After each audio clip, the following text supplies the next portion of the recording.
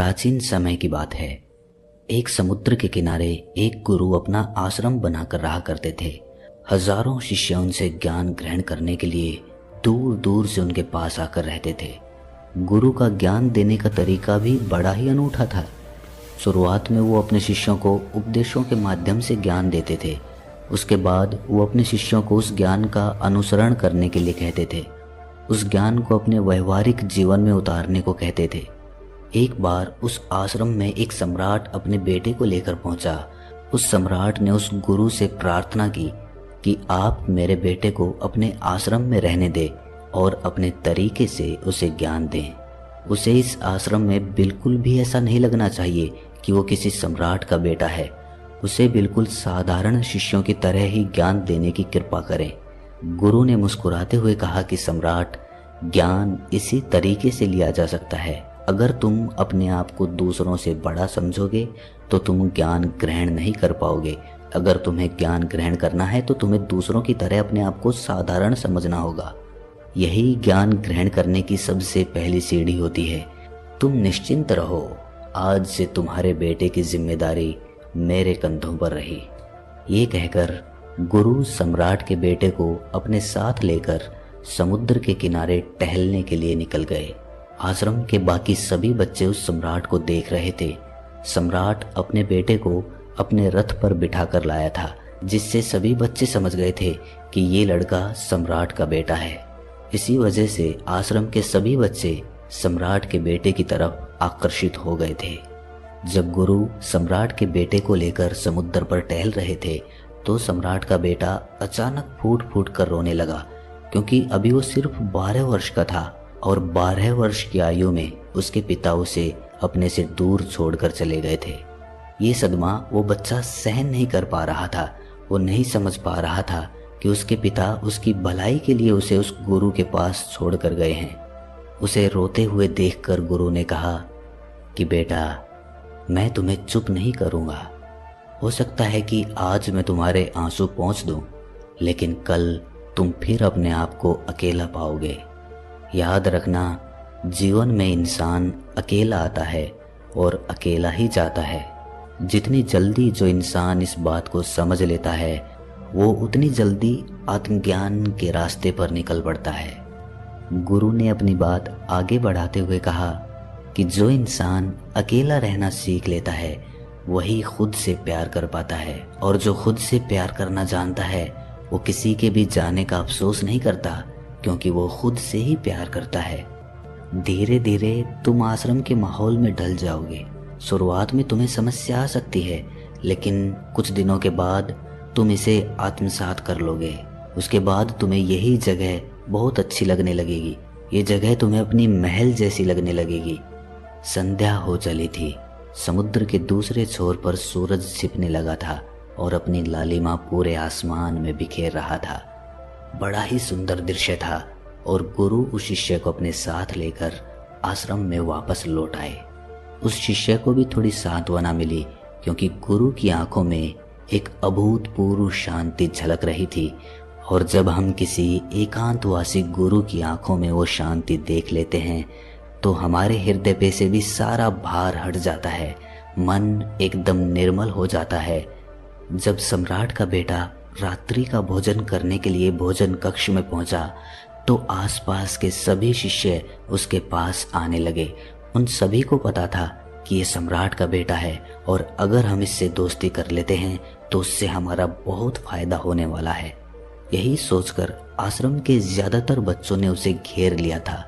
बस कुछ बच्चे जो अकेले रहने का महत्व समझते थे, जो दिखावे में विश्वास नहीं करते थे, वो उस सम्राट के बेटे के पास जाने की बजाय अपना पूरा ध्यान खाने पर लगा रहे थे और एकांत में बैठकर अपना भोजन कर रहे थे। कुछ दिनों के बाद सम्राट के बेटे की आश्रम के ज्यादातर बच्चों के साथ दोस्ती हो गई। अब वो आश्रम में उन बच्चों के साथ घूमता, उन्हीं के साथ अपना ज्यादातर समय बिताता। आखिरकार सम्राट का बेटा था, सुख सुविधाओं में पला बढ़ा था। आसपास बहुत से दास और दासियां होते थे। आसपास अपने मित्रों से घिरे होना, वही दिनचर्या उसने इस आश्रम में भी अपना ली थी। ऐसा नहीं था कि गुरु को ये सब पता नहीं था। पर गुरु उसे अलग तरीके से ज्ञान देना चाहते थे। बच्चों को ज्ञान आप उपदेश देकर नहीं दे सकते, उन्हें साक्षात्कार कराना पड़ता है। उसके बाद उन्हें वो बात समझ आती है जो आप समझाना चाहते हैं। गुरु को ये बात पता थी कि अगर मैं इसे बोलकर बताऊंगा तो ये कभी समझ नहीं पाएगा, मुझे इसे दिखाना पड़ेगा, इसे एहसास कराना पड़ेगा कि अकेले रहने से ही तुम अपनी शक्तियों को जान पाओगे। ये सीख देने के लिए गुरु एक दिन उस शिष्य को अपने साथ एक पहाड़ी की चोटी पर ले गए। पहाड़ी पर पहुंचकर गुरु ने उस शिष्य से कहा कि अब तुम्हारा ज्ञान पूरा हो चुका है, बस एक आखिरी रात तुम्हें यहाँ पर बितानी होगी। उसके बाद अगले दिन शाम को मैं तुम्हारे राजमहल में तुमको पहुंचा दूंगा। वो बच्चा तो ये सुनकर बहुत खुश हो गया कि अब मैं वापस अपने राजमहल चला जाऊंगा, फिर से मेरे दास और दासियां, सारी भोग की वस्तुएं मेरे पास होंगी। उस शिष्य ने गुरु से पूछा कि गुरुजी, मुझे आज रात आप यहाँ पहाड़ी पर क्यों छोड़ रहे हैं? आखिर मुझे कौन सा आखिरी ज्ञान यहाँ से मिलेगा? गुरु ने मुस्कुराते हुए कहा कि यहाँ पर चट्टान के पीछे तुम्हें छिपकर बैठना होगा। यहाँ पर रोज रात को एक बाज आता है, तुम्हें उस बाज को देखना है, बड़ी गौर से देखना है, हर गतिविधि देखनी है। और उस बाज को देखने के बाद अगले दिन अगर तुम उस बाज की खूबियां मुझे बता पाए तो मैं तुम्हें तुम्हारे राजमहल वापस भिजवा दूंगा। और हाँ, सुबह आने से पहले एक बात पर और ध्यान देना है। एक चरवाहा यहाँ पर अपनी भेड़ों को चराने के लिए आता है, तुम्हें उन भेड़ों की गतिविधियां भी देखनी है। याद रखना, बाज की गतिविधि रात को और भेड़ों की गतिविधि सुबह। अगर तुम दोनों की गतिविधि ध्यान से देखकर मुझे बता पाए तो तुम इस आश्रम से हमेशा के लिए आजाद हो जाओगे, तुम्हारा ज्ञान पूरा हो जाएगा। मैं तुम्हारे पिता को कह दूंगा कि ये बच्चा हमारे आश्रम का सबसे ज्ञानी बच्चा है। ये कहकर गुरु अपने आश्रम में वापस लौट आए और वो बच्चा वहीं पर उस चट्टान के पीछे खड़ा हुआ उस बाज का इंतजार करने लगा। काफी वक्त बीत जाने के बाद वहां पर एक बाज अपने बच्चों के साथ पहुंचा। सम्राट के बेटे ने पूरी रात उस बाज की गतिविधि बड़े ही ध्यानपूर्वक देखी और सुबह होने के बाद जब चरवाहा वहां पर अपनी भेड़ों को लेकर पहुंचा तो उसने एक अभूतपूर्व दृश्य देखा। उसने देखा कि वो बाज भेड़ के एक मेमने को अपने पंजों में दबाकर आसमान में उड़ गया। उसने उस भेड़ के बच्चे का शिकार कर लिया था। ये सारा दृश्य देखकर वो बच्चा आश्रम में वापस अपने गुरु के पास पहुंचा। इससे पहले कि गुरु उससे कुछ पूछते, उसने गुरु को प्रणाम करते हुए कहा कि गुरुदेव, आप आश्रम के सभी बच्चों को यहाँ पर बुला लीजिए। मैं सब लोगों को बताना चाहता हूँ कि मैंने क्या देखा। जब आश्रम के सभी बच्चे वहाँ पर पहुँच गए तो उस सम्राट के बेटे ने कहना शुरू किया कि मैंने अपने जीवन में बहुत से पक्षियों को देखा है, लेकिन बाज उन सभी पक्षियों में से सबसे अद्भुत और सबसे अलग होता है। उदाहरण के लिए एक तोता हम सभी ने देखा है। तोता बोलता तो बहुत है लेकिन कभी ऊंचा नहीं उड़ पाता, लेकिन एक बाज जो कि हर समय शांत रहता है, वो आकाश को भी छू सकता है। उसमें आकाश को भी छू लेने का सामर्थ्य होता है। जब भी एक बाज अपने शिकार को निश्चित कर लेता है तो वो उसी शिकार पर अपनी नजरें गड़ाए रहता है, चाहे वो कितनी भी ऊंचाई पर क्यों ना हो, चाहे कितना भी बड़ा तूफान क्यों ना आ जाए, लेकिन उसकी नजर हमेशा अपने लक्ष्य पर स्थिर रहती है। आज सुबह जिस बाज को मैंने देखा, उसने हर भेड़ को अपना शिकार नहीं बनाया, बल्कि उस भेड़ों के झुंड में से उसने उस भेड़ के मेमने को अपना शिकार बनाया। उस बाज की तरह हमें भी अपना ध्यान अपने एक ही लक्ष्य पर स्थिर रखना चाहिए। चाहे कितनी भी अड़चनें क्यों ना आए, हमें अपना लक्ष्य स्पष्ट दिखाई देना चाहिए। 10-20 अलग अलग लक्ष्यों में अपनी ऊर्जा बर्बाद करने की बजाय हमें किसी एक लक्ष्य पर पूरी एकाग्रता के साथ ध्यान देना चाहिए। तीसरी बात जो मैंने उस बाज से सीखी और जो हम सभी को सीखनी चाहिए वो ये है कि बाज कभी भी दूसरे पक्षी के साथ नहीं उड़ता, वो हमेशा आकाश में अकेला उड़ता है। इससे हमें ये सीख लेनी चाहिए कि हमें कभी भी छोटी सोच वाले लोगों के साथ नहीं रहना चाहिए।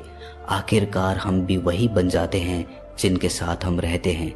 इसीलिए या तो बड़ी सोच वालों के साथ रहो या फिर अकेले रहो, क्योंकि जब हम अकेले रहते हैं तभी हम खुद की ताकत और खुद की कमजोरियों को जान पाते हैं। कमजोरियों को जानकर उनको दूर कर सकते हैं और अपनी ताकत को जानकर उसका सही इस्तेमाल कर सकते हैं, लेकिन वो तभी संभव होगा जब हम अकेले रहना सीखेंगे। चौथी सीख जो हमें एक बाज से लेनी चाहिए कि एक बाज हमेशा अपनी सीमाओं से ऊपर उठकर उड़ता है। जब तूफान आता है तो हर एक पक्षी अपने घोंसले की तरफ भागता है, खुद को छुपाने की जगह ढूंढता है, लेकिन बाज ऐसा कुछ भी नहीं करता। वो खुद की सीमाओं को तोड़कर बादलों से भी ऊपर उड़ने का प्रयास करता है।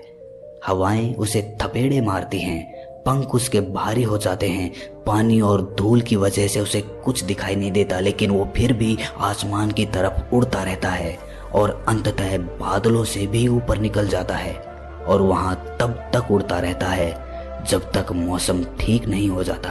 अपनी सीमाओं को सिर्फ इसीलिए तोड़ पाता है क्योंकि वो समस्या के आने पर उससे घबराता नहीं है, उससे डरकर बचने का प्रयास नहीं करता, बल्कि एक सकारात्मक नजरिए के साथ उसका सामना करता है। जीवन में चाहे कितनी भी अड़चनें क्यों ना आए, हमें उन अड़चनों से लड़ना चाहिए, ना कि उनसे डरकर कहीं छिपकर बैठना चाहिए। बहादुर तो वो लोग होते हैं जो तूफानों से टकरा जाते हैं, कायर तो अपने घर में, अपने घोंसले में अपनी जगह ढूंढकर बैठ जाते हैं। पांचवी बात जो हमें एक बाज से सीखनी चाहिए कि बाज कभी भी अपने घोंसले में घास के कोमल तिनके नहीं रखता। जो तिनके कोमल होते जाते हैं वो उन्हें निकाल कर फेंकता रहता है। उसी तरह चाहे कितनी भी आरामदायक जिंदगी आपको मिली हो, लेकिन उस आराम से ऊपर उठकर अपने आलस्य को तोड़कर जीवन में मेहनत करते रहना चाहिए। जीवन में पसीना बहाना चाहिए, शारीरिक मेहनत करनी चाहिए। अपने घोंसले से कोमल तिनके उठाकर फेंक दो और आज ही अपने आलस्य को तोड़कर निकल पड़ो। हर दिन अपने आप को चुनौतियां दो, हर दिन मुश्किलों से लड़ो, क्योंकि वही मुश्किलें तुम्हें मजबूत बनाएंगी। जंगल के राजा शेर को भी झुंड बनाकर शिकार करते हुए देखा जा सकता है, लेकिन बाज हमेशा अकेला शिकार करता है, क्योंकि वो जानता है कि भीड़ हौसला तो देती है मगर साहस छीन लेती है। आदमी को हमेशा अकेले ही आगे बढ़ना होता है। यही कारण होता है कि वो जल, थल और नभ सभी जगहों पर अपने शिकार का परचम लहरा सकता है। बाज की उम्र लगभग 70 साल की होती है, लेकिन 40 साल में ही उसका शरीर बूढ़ा हो जाता है। नाखून उसके पैरों में धंसने लगते हैं, पंख उसके शरीर में चिपक जाते हैं, उसकी चोंच मुड़ जाती है, उसका शरीर भारी हो जाता है। ऐसी स्थिति में शिकार करना तो क्या, उड़ने की भी हालत नहीं रहती उसकी। ऐसे में उसके पास सिर्फ 2 विकल्प होते हैं। पहला, या तो वो खुद की इस अवस्था को स्वीकार कर ले और भूखा प्यासा मर जाए, या किसी दूसरे जानवर का शिकार बन जाए। और दूसरा विकल्प ये होता है कि वो 6 महीने एक बहुत ही दर्दनाक प्रक्रिया से गुजरे और खुद को फिर से पहले जैसा मजबूत बना ले। लेकिन बाज तो बाज है, वो दूसरा विकल्प चुनता है। इसके लिए वो खुद को एक बहुत ही ऊंचे पहाड़ पर ले जाता है, जहां वो पहले अपनी चोंच से अपने सारे पंख खींच खींच कर उखाड़ देता है और फिर चट्टान पर पैर मार मार कर अपने पंजे तोड़ देता है। उसके बाद उसी चट्टान पर अपनी चोंच को पटक पटक कर तोड़ देता है और इस लहूलुहान अवस्था में खुद को दूसरे जानवरों से छुपाता फिरता है। अगले 6 महीने तक वो इसी दर्दनाक प्रक्रिया से गुजरता है और इंतजार करता है नई चोंच, नए पंख और नए पंजों का। तब फिर वो अपनी नई जिंदगी शुरू करता है और निकल पड़ता है अपने शिकार पर और अगले 30 सालों तक फिर से राज करता है। इसीलिए समय आने पर हमें भी अपनी पुरानी आदतों को छोड़ना पड़ता है और कुछ नया सीखना पड़ता है। समय के साथ बदलना पड़ता है, अपने आप को तैयार करना पड़ता है, वरना हमारा भी शिकार हो सकता है, हम भी पीछे रह सकते हैं। इसके बाद सम्राट के बेटे ने भेड़ों की विशेषता बताते हुए कहा कि भेड़ हमेशा झुंड में चलती है।